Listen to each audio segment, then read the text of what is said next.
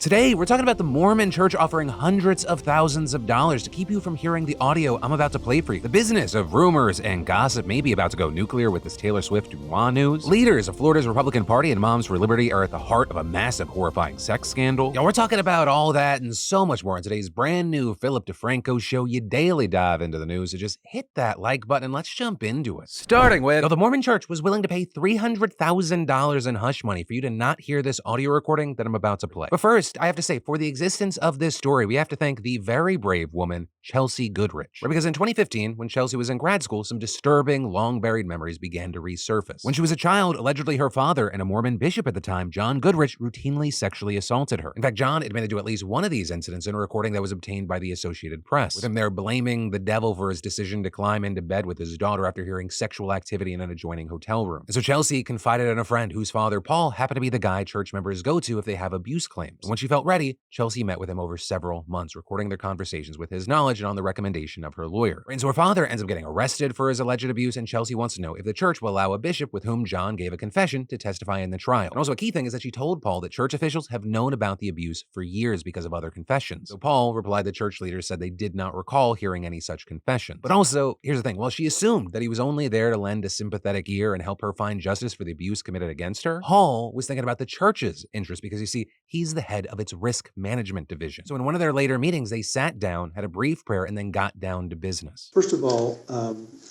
I sent you a letter indicating that the church was prepared to assist up to $90,000. I've been back, and so I have authorization up to $300,000. As an exchange for that hefty six-figure sum, we both agree that we will not disclose that we've settled with you, and you will not disclose that you've settled with the church. You acknowledge that there's been some recordings made of all of our communications, and that you agree to destroy those recordings within 10 days of signing this. With them saying that the reason the church wants those recordings destroyed is to protect him from being clipped out of context by lawyers. Now with that, clearly, since you just listened to them, you know that the recordings were not destroyed. That's because reportedly a now ex-church member who attended the meetings as Chelsea's advocate and recorded the audio was not bound by the confidentiality agreement, and so he gave them to the AP. But also, by the time they came out, so much had happened to John already. Where Chelsea's abuse trial inspired another woman to accuse him of having non-consensual sex with her after sedating her with a drug from his dental practice. And in recorded phone calls, he admitted to drugging her, apologized, and asked her to lie to the police. So things weren't looking great for John, but then a controversial Idaho law threw a wrench into everything. Right? Because in the state of Idaho, clergy are actually legally exempt from having to divulge information about sexual abuse gathered in a confession to authorities. And so then, without the bishop's testimony, prosecutors dropped the charges, also telling Chelsea's mother that her impending divorce with John and the years that had passed since the alleged abuse might prejudice jurors. And so in the end, John only pleaded guilty to distribution of a controlled substance, and a judge sentenced him to just 90 days in jail and 3 years of probation. And so while, yeah, he's also been excommunicated from the church, John's a free man now, still practicing dentistry in Idaho. And while this individual story on its own is horrifying and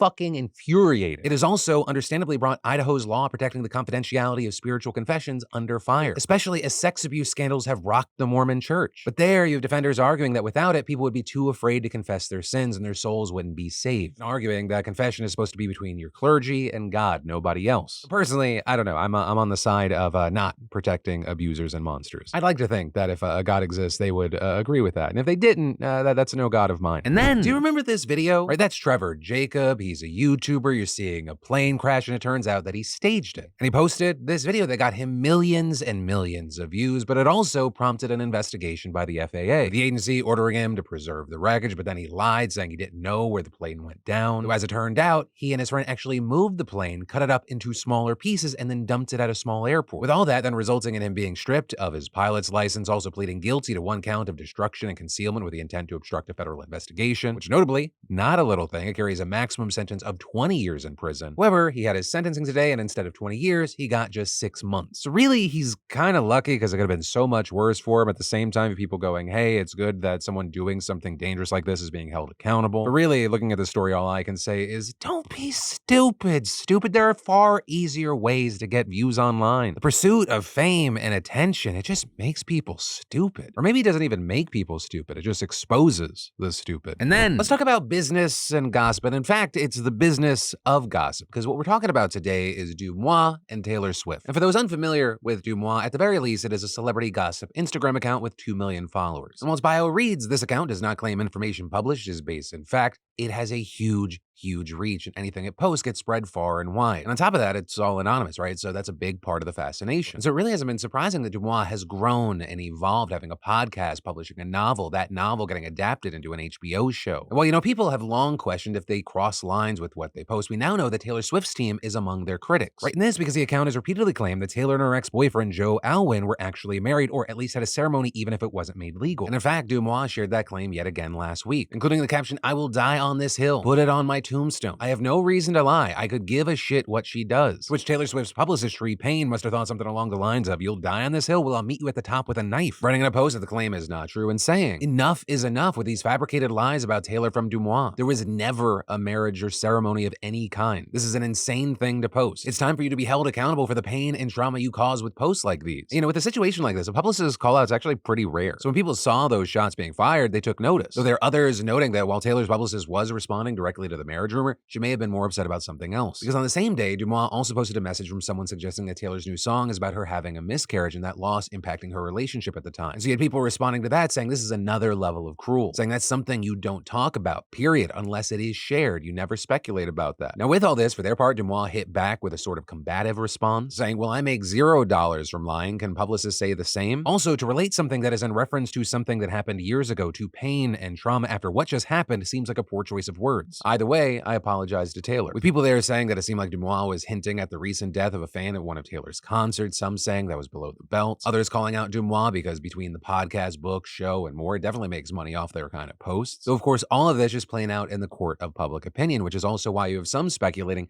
is Taylor's team getting ready for more? With some speculating, using the words trauma and pain is so strategic because you can't sue unless there's measurable damages. Calling something trauma makes it a measurable damage. It's the first step of documentation before taking legal progression. Though again, that's just speculation. I think words like pain and trauma are used far more regularly in 2023. But for now, we'll have to see if and how things will play out. The only thing I know for sure, though, is whether it be DeuxMoi or someone else, this will continue, right? This sort of thing, because gossip and the rumor mill, they haven't gone anywhere. They've just evolved over the years. Whether it be more mainstream outlets that have existed for years and years, like TMZ, I remember coming up on YouTube and Perez Hilton being one of the biggest people on the internet. All these things exist and will continue to exist, and new things will pop up because there is an appetite for what they're serving. And I don't know if that'll ever change because it feels like that's just the ugly side of fandom. What's your opinion, right? You have the story, some of my half-baked thoughts.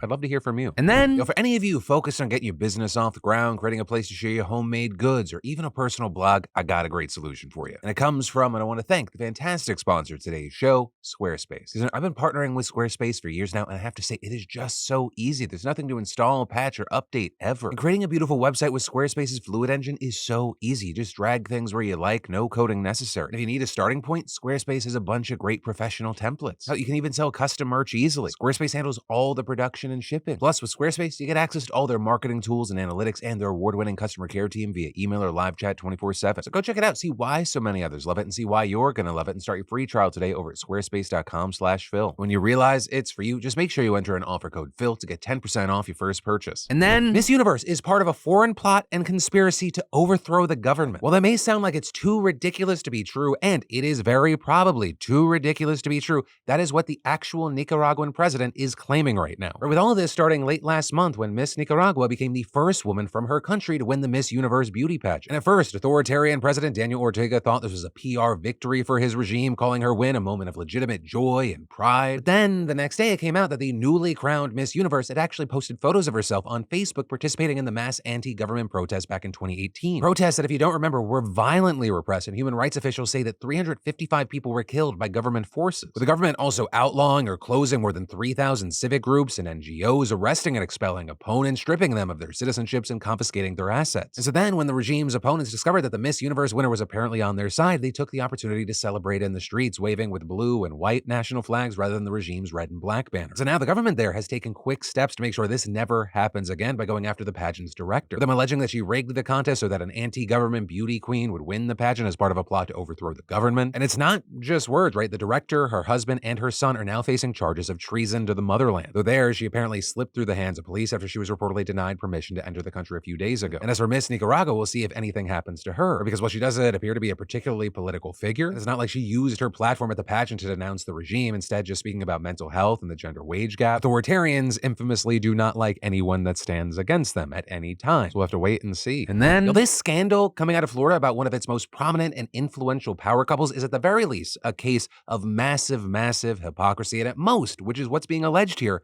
a crime. And at the center of all this, you have Christian Ziegler, who is the chair of the state's Republican Party, and his wife, Bridget, who is an elected member of the Sarasota County School Board and a founder of the right-wing national group Moms for Liberty, right? Which you've maybe seen pop up in the news because they work to elect school board members nationally who oppose curriculum about LGBTQ+ rights, gender and sexuality, race and discrimination, and all of that on top of fighting for banning books on those topics. In fact, it's been reported that Bridget played a huge role in designing and enacting Florida's infamous Don't Say Gay law. And so because of all that, they have quickly risen to become major figures in the conservative movement who are widely recognized for their pro-family Christian values. However, a lot of that's changing right now after a heavily redacted report from the Sarasota police revealed that Christian's currently under an active criminal investigation for a rape allegation by a woman who he and his wife had a three-way sexual encounter with. And since the initial report was made public, media outlets have since obtained a search warrant affidavit that provides many more details. Like both Bridget and the woman confirmed to police that they had a three-way sexual encounter with Christian over a year before the alleged assault, which took place on October 2nd. The document also saying the woman had agreed to have another sexual encounter with Ziegler and his wife that day, but she changed her mind and canceled after she learned that Bridget wouldn't make it. They're telling Christian in a message, "Sorry, I was mostly in for her." But according to the affidavit, the woman told police that he still showed up at her apartment uninvited and raped her. And she reported the alleged rape to police 2 days later and got a rape kit done at a local hospital. The affidavit also detailed messages between the woman and Ziegler after the incident, including one where she told him she wasn't okay with what happened, but he repeatedly told her she was his friend and tried to change the topic. Also there, in recorded phone calls between the two, Ziegler denied that he had sexually assaulted her. Also, some outlets obtained a reporting of the 911 call 2 days after the alleged assault, where a friend of the woman asked emergency responders to check on her apartment, telling police that the woman hadn't shown up to work for 2 days, and when she called, she sounded drunk and told her friend that she had been raped and was scared to leave her house. Now, with all this, Christian Ziegler, for his part, has told police that he and the woman had sex, but saying that it was consensual, and he actually recorded it on video and uploaded it to Google Drive. Although there, police said in the affidavit that they weren't able to locate the video and have served Google with a search warrant. He also had a lawyer for the Florida GOP head denying the allegations in a statement to reporters and adding, "We are confident that once the police investigation is concluded, that no charges will be filed and Mr. Ziegler will be completely exonerated." But even with that, the situation has drawn a ton of backlash, even from Republicans in the state, including from DeSantis himself, who actually called for the party chair to step down and said, "I don't see how he can continue with that investigation ongoing given the gravity of those situations, and so I think he should step aside." And with that, he also went on to say he knows the couple well and he hopes the allegations are false, but still adding, "He's innocent till proven guilty, but we just can't have a party chair that is under that type of scrutiny." It was also echoed by other Republican leaders who also accused the Zieglers of going against Christian conservative values that they claim to champion so loudly, with Republican State Representative Spencer Roach telling reporters they have held themselves out to be paragons of the Christian conservative family values, a prototype. And I think there's a very heavy sense of betrayal, certainly within the Republican Party, with him also adding that this has plunged the Florida GOP into absolute chaos, saying, "I would describe this as just an absolute body blow to the Republican Party. Everyone that I've talked to about this is in an absolute tailspin." Right? And again, because what we're talking about is one situation, but there are two things that are playing out, right? There's a very serious criminal accusation, and then there's just the general hypocrisy. And so that's why you've seen a lot of people specifically taking aim at Bridget Ziegler, calling her a hypocrite because she so fervently fought against LGBTQ+ rights, but apparently not for herself. People saying things to her like, "We are very sorry that our gay marriage brings disrespect on your sacred institution of bisexual swinging open marriage. And I'm so glad that the Florida Board of Education has approved for Florida school libraries, mommy and daddy and their very special friend." But with all that said, understand this is still developing. Now, as of recording, Christian Ziegler has refused to resign, saying in an email to members of the Florida Republican Party this weekend, "We have a country to save, and I am not going to let false allegations of a crime put that mission on the bench as I wait for this process to wrap up." Also claiming that he's just being targeted by liberal activists and that his wife is behind me 150%. But as far as how this is going to play out both in legal court and the court of public opinion, we'll have to wait and see. But that